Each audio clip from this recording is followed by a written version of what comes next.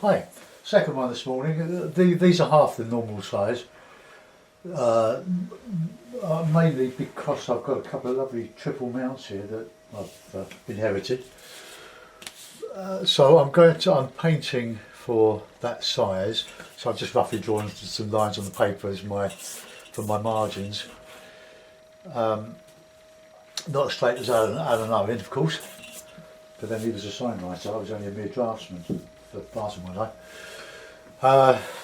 And I had these clips in the way, so I couldn't go right across. Now my colours are burnt sienna, yellow, lemon yellow, raw sienna, alizarin crimson, light red, ultramarine, burnt umber, and Payne's grey. Burnt sienna being my favourite colour. I'll just give you a sense of that palette because I finished the last one 5 minutes ago.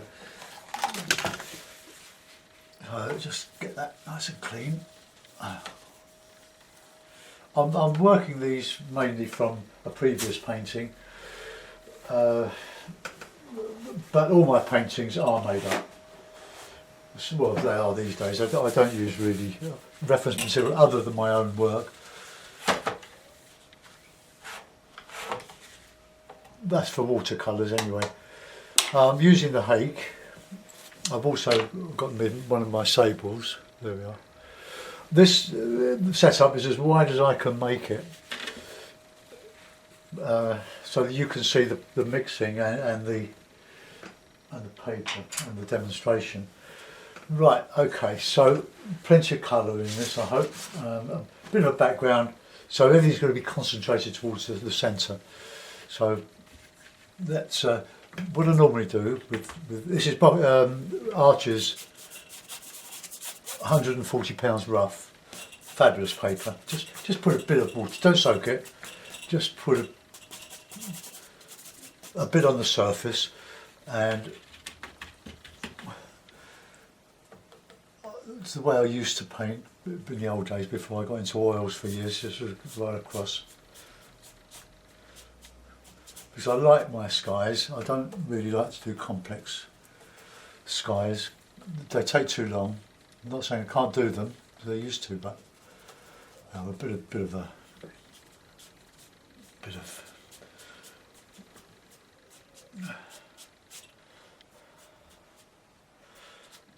of mystery on there. Let's a bit of sienna, bit of red, and reflections. Get those in while we can.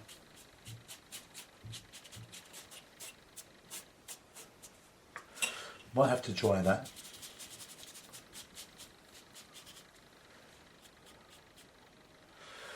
Right, okay, I'll go a bit darker blue overhead, I think.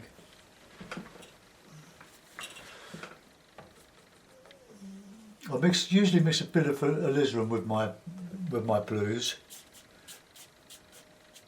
because it takes us that sort of Reckitt's blue out of the equation. So there we are, we've got a sort of sky. I won't remove that hair, but I'm going to dry.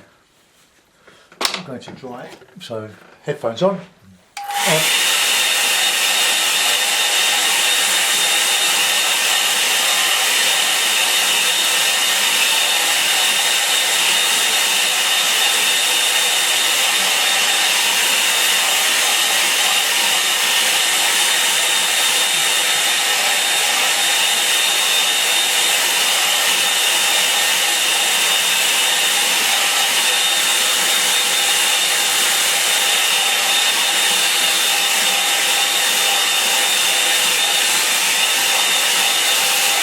Right, now we'll put in some central stuff, bit of background.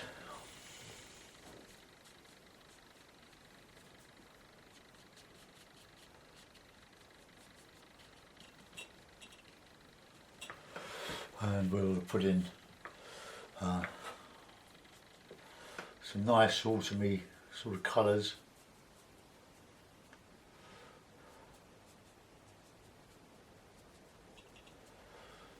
Making something attractive rather than something that actually exists.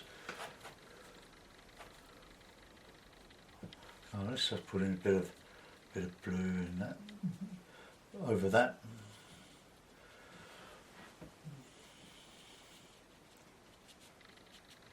Sort of Seven Islands type of picture.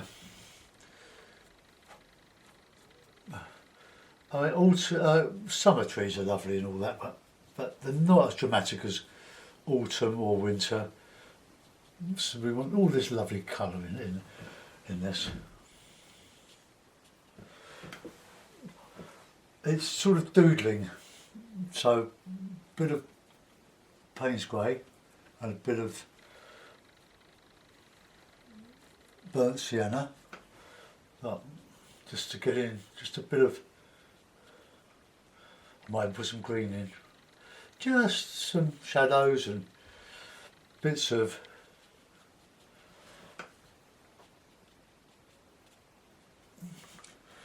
this and that. Oh, a bit of blue back in there.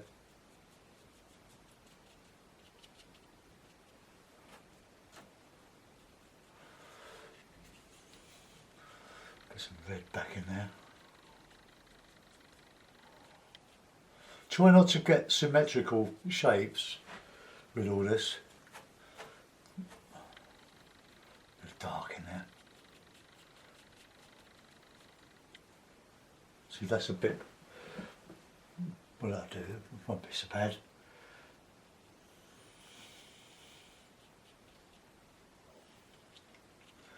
Bit of reflection there, I think. Put it in while we can. Then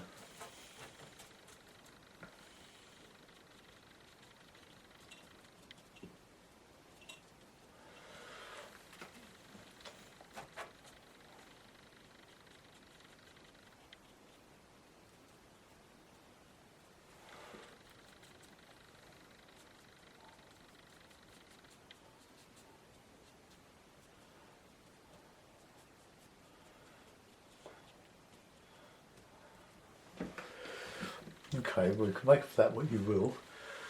If I just drag that down a little bit.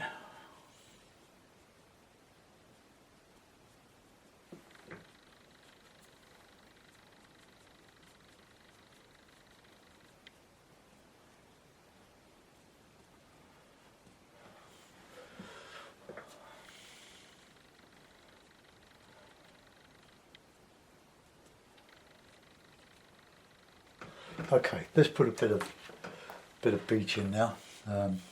Wash with a bit of burnt umber, a bit of grey.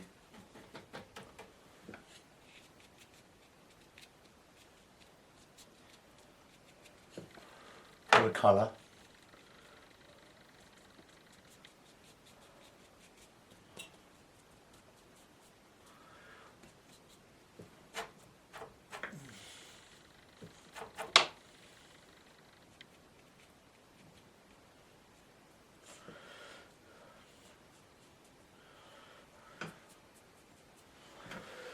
Right, okay, so that's quite interesting, but what to put in is, I don't really like that so much. Let's just change the shape of that. Okay. I don't know if that'll take a scrape, not really. Doesn't matter. Right, I'll put a bit of detail in that along that horizon there. I'll use my sable for that. So I want a darkish green to show some evergreen. So Payne's grey, a lot of yellow, a bit of burnt sienna. Just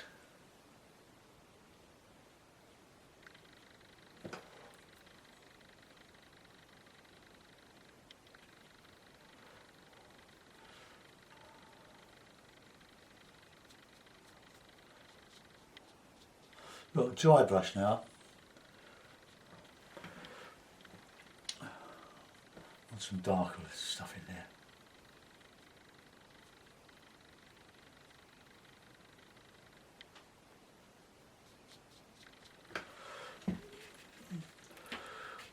bit of bluish, alizarin and a bit of ultra, just in here, just to stretch that landscape back, make it look as if there's something beyond.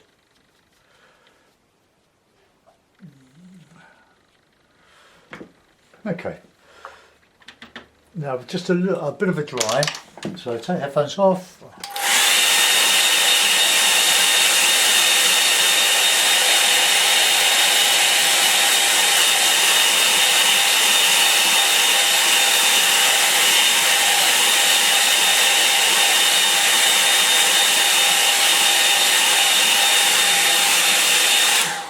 And this is really simple stuff, but sometimes simple is good. Now I want to just put in some Payne's grey and some darker stuff, just here, yeah, just about there, just to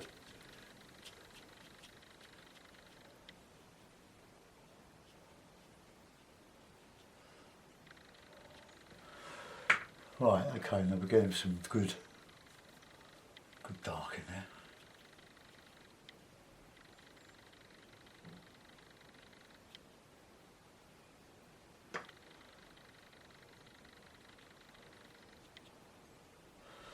Oh, just giving a balance to that. I'm going to put some trunks in, but I want to do some dry brushing. Well, I need to get that clip off, so bear with me.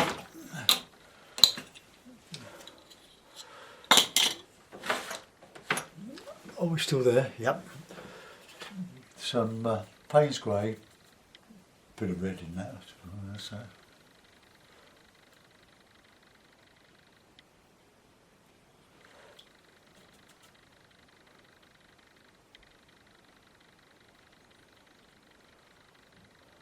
Just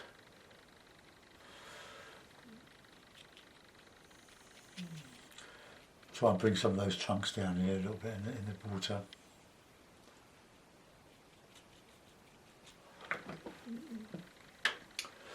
And there we'll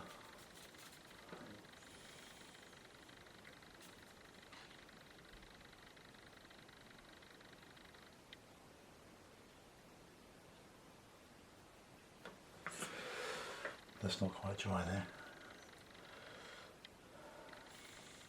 Just some detail in that background, just to give an impression that we've got some trunk showing through. No portraits or anything, just impression. Okay, now we'll put a bit of a signature on that.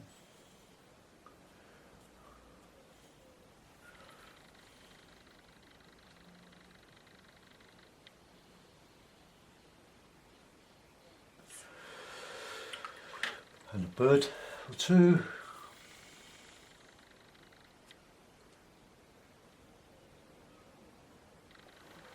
Ooh, no.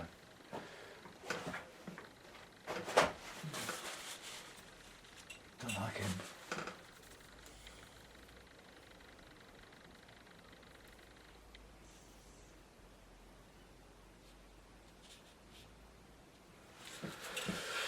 Okay, that'll do.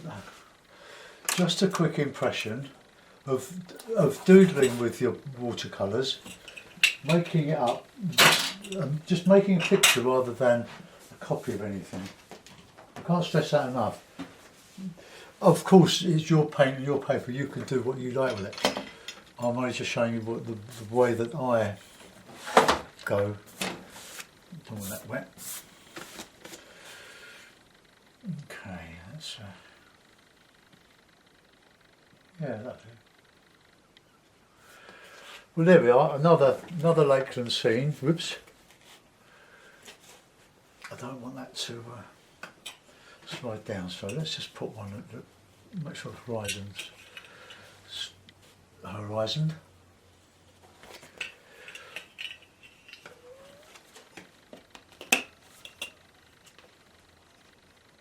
Okay, so there we are, another simple watercolour. Let's just,